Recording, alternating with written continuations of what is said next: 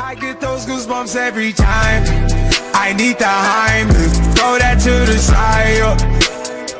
I get those goosebumps every time, yeah. When you Greetings, technicians. This is Admin Crow here, your coach of the Toronto Star Raptors, bringing you another video or another battle in the PCL, the Pokemon Champions League.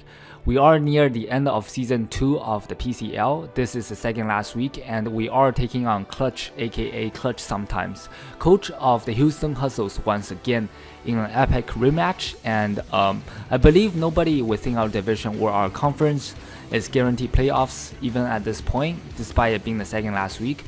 We are, I believe, the top team within our division. However, the second place and third place, Lotus and Clutch, are very close right behind me, so that doesn't really mean anything in terms of record, in terms of my record overall. But this week I'm gonna try to pop another W, see if we can get the Raptors one step closer and get my revenge against Clutch, and basically just closer to that playoff spot.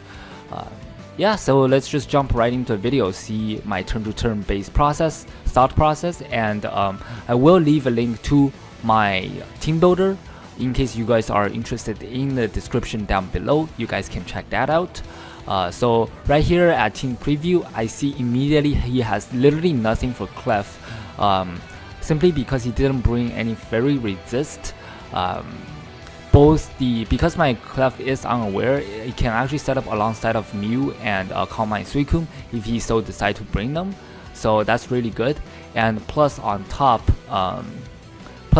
of that, he didn't bring the Heligo and the Doublade, which are two of the biggest threats to Clefable in my mocks.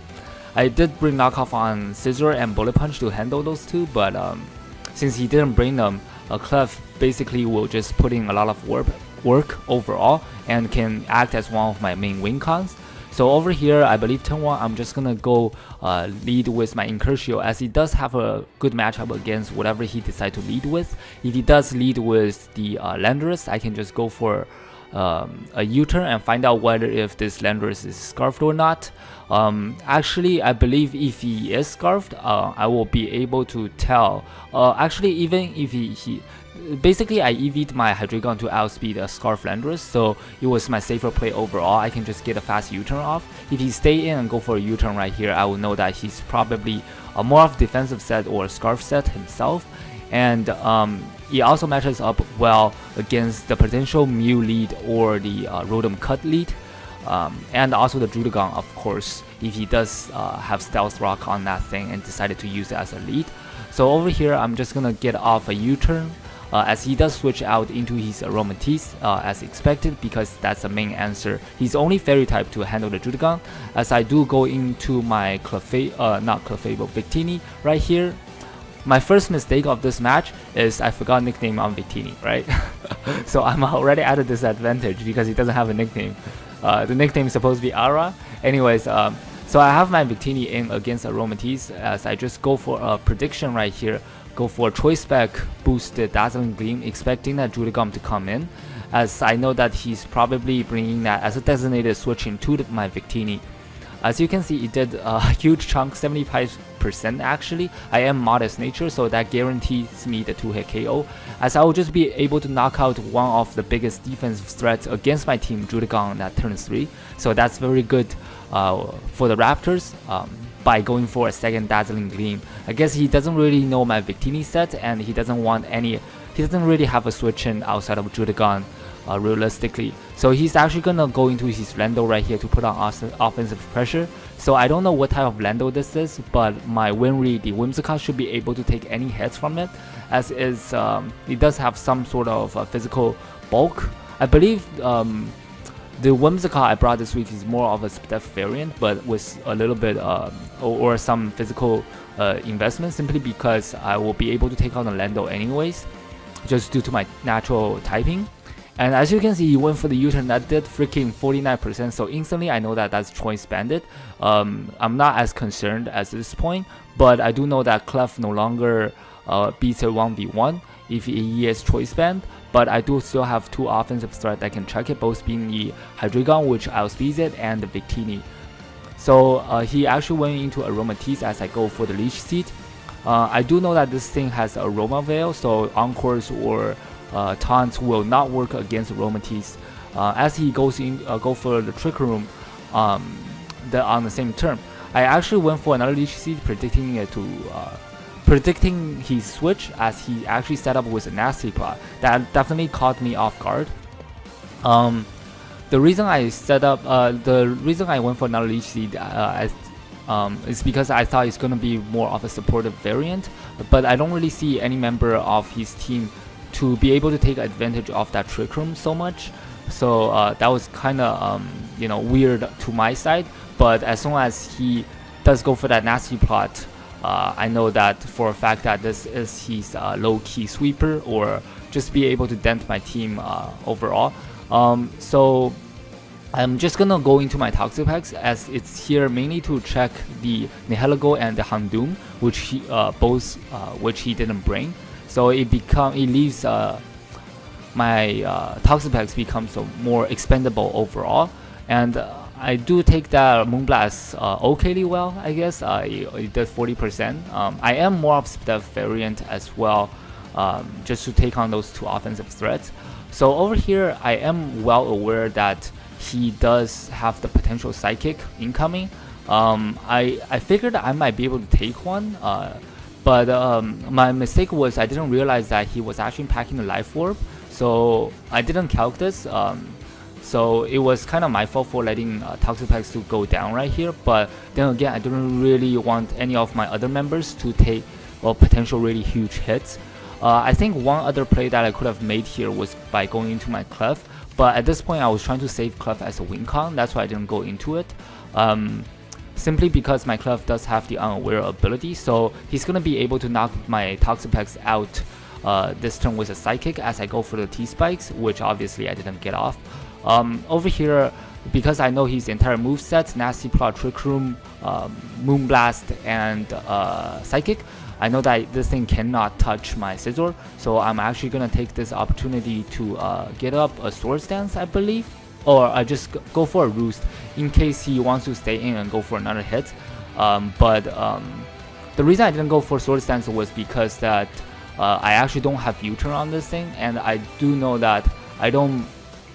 His Rotom mode will be able to wall my sets up relatively well. That's why I went for Roost right here. Obviously it failed. Basically the Roost play was to cover both his switching, or he's just be able to or in case he wants to stay in and get off another hit, just to get off dent damage on my Mega Scizor, as I'm just gonna go hard into my Incursion, as I am Choice Scarf. I'm not afraid of his trick, in case he is Choice Scarf himself or Choice Spec. So I'm actually gonna go for the Flash Cannon on the following turn, expecting the Aromatisse to come back in, as he does, not expecting the Aromatisse to come back in. He went for the Volt Switch as I go into my Hydreigon, so he was being able to send in his Aromatisse the turn earlier. I was just gonna go, so on the following turn I just went for a Flash Cannon to guarantee the kill on this. There's no need to basically go for any predictions. Since he is already in with his designated switching to my Incursion, now that his Fairy type is gone, I'm pretty freely to click either Draco or Dark Pulse. Dark Pulse being a better play, mainly because I don't get a Steph drop, and it also not only hits neutrally on his remaining members, or I guess 3 of his remaining members, but also has the potential chance to flinch and be able to do super effective damage to that Mew. So Hydreigon is looking extremely good at this point. So at this point in the game, I feel like I was still in control, as he does go into his Banded Landorus T once again. I'm just gonna make a safe switching into my Winry, as I do know that the most he can do to me is with that U-turn at this point, because I don't expect an explosion or any other attacks outside of that this early. But as I do go for the Leech Seed as he goes into the Mew, he actually was being able to knock me out with a Fire Blast. I actually didn't see that coming at all, but it does make sense that he's packing it for the Scizor. But the thing is, I can't really afford to switch, even if I do realize that he might have the potential fire coverage for my both of my Winry the Whimsicott and Vortex the Mega Scizor, simply because there's so many things that this Mew can do. Or just overall, because he's such a versatile mon, there's not really a switch in that I have for the Mew. I was just gonna stay in case he's a setup variant. Thankfully, I do land the Leech Seed before I go down. As I am just gonna go into my Hydreigon here, I believe, to put on offensive pressure. I'm just gonna go for Dark Pulse, as I am Choice Scarf, be able to outspeed the Mew. As you can see, I did get a flinch right there, so that's kind of unfortunate for him. But there's no way he can knock me out here with any single hit, aside from Dazzling Gleam, which he may or may not have. There's no way for me to know right now. So on the following turn, I'm not only gonna get back a little bit of Leech Seed recovery, and also be able to knock him out with another Dark Pulse. So it's 4-3 right now. We're up by 1. So I feel like I'm still in control at this point. I'm just gonna go for another Dark Pulse as he goes into his Suicune and freezes me with an Ice Beam. So that's kind of a big deal, game changing. So I didn't want this Suicune to set up freely in case he is a Calm Mind variant. I'm just gonna well, I was forced to basically go into my Victini right here, just so that I don't give him free turns, as he does go for another Ice Beam, try to knock out my Hydreigon. Okay, so over here, first of all, Psyshock is a very safe click against remaining member of his team, as he doesn't have a resist or immunity. However though, this Psyshock should have been a Psychic. That was kind of my fault. I know I did mention this in my team builder, however, I was mean to give Victini Psychic over Psyshock. Initially I had Psyshock thinking that I might be able to do more damage to than the Hello, but Psychic is just overall stronger, plus it also covers the defensive Suicune. So it was my fault for not checking the move last minute. I believe I just typing PSI, and then the first one that came up, and I think I just click on Psyshock instead of Psychic. So I was, either way, is still good neutral damage on whatever he has. However though, the only difference is that his Suicune is physically defensive, so that Psyshock only does 31. If this was a Psychic instead of Psyshock, it would have been able to 2-hit KO the Suicune or any of his remaining mons. Because the Suicune is more physically defensive variant, and Psychic it is naturally stronger than Psyshock. And as you can see over here, he's just gonna go for Scald on the same turn. So I do know that I won't be able to knock this thing out with another Psyshock, because I do have the Psyshock over Psychic. Obviously, I was trying to banking on him going for another Scald and be able to stall my Hydreigon right here. That's why I went into my Hydreigon. But I think the reason that Clutch made this play, it was, first of all, it's a really good play overall. I'm not sure if he expected my double right here into my Hydreigon, try to get the Skull Thaw, or he just didn't want to risk the fact that his Suicune might be going down with another Psyshock. But in any case, it turned out in his favor for sure. But this is still good for me, simply because I do get at least 2 turns to thaw out right here to be able to get some damage off on my opponent, as I do resist Rotom Cut's dual stab. But unfortunately, I was staying frozen for the first turn. As he goes for a Leaf Storm, he does get that Spadak drop, and the second turn I was still staying frozen, as he's just gonna be able to knock me out with a Volt Switch, revealing that he's indeed not Choice Scarfed. So on the third turn, I tried to stay in and go for another attack, but no, I was staying frozen again, as he was being able to get off his Resto Tresto freely on his Suicune. On the fourth turn, I tried to get off another attack, but no, I was staying frozen. So basically I have 4 chances to start out, but I didn't get it on any of my turns. So not only I get frozen, but I got 4 complete turns of freeze. So that really sucks, but I still do have my Cliff right here. I do know that it beats both the Rotom Cut and the Suicune at this point, but not the Lando T. His play here is 100% going to his Lando T. If he doesn't have Roar on his Suicune, he can put on offensive pressure, as he for sure 2-hit KOs my Clef with his Lando T. I expected that play, but I still gone for a Calm Mind right here, just because it covers all the plays he can make, and I will be able to get off a huge Moonblast on the following turn as he doesn't have a fairy resist. In hindsight, if I expected that switch, I probably should have gone for a Moonblast simply because two Moonblasts will be able to knock out the Lando T. But I didn't know that, and I didn't do the calc at this point. So when he go into his Lando right here, I actually went for a Moonlight just to scout out the damage on the Earthquake. And I know that I cannot stay in against it, but I don't have a switch to this Lando T as all my mons will get 2-hit KO'd. But as you can see right here, I do get a crit on a +1 Moonblast that did 94% to the Lando. This didn't end up mattering in the long run. You guys will see a little bit later. But a lot of hacks already this game. I got the flinch on the Mew and the crit right here on the Lando and I got 4/10 of freeze on my Hydreigon. And of course he's just gonna be able to knock me out with another Earthquake by staying in with the Lando. So over here is a very interesting turn. As I go into my Mega Scizor on a free switching, he's gonna switch out to his Rotom Cut with his withdrawing his Lando, but saving the Intimidate, but the potential to Intimidate, right? So the reason I gone for Swords Dance right here is simply because, sure, I can knock him out or threaten him with a Bullet Punch, but I know that he can go into his Rotom Mole or the Suicune so freely if I basically giving them a free switching if I do go for that Bullet Punch. And the only way right now for me to do any damage to this Rotom Mole or the Suicune is by going for knockoff, and especially the Suicune, I cannot let that thing get a free switching because it's already at a really low point, and if he does get off another rest, I won't be able to break it. And the fact that it lost its item, meaning that my knockoff will be doing less, so I actually need to go for the Swords Dance right here.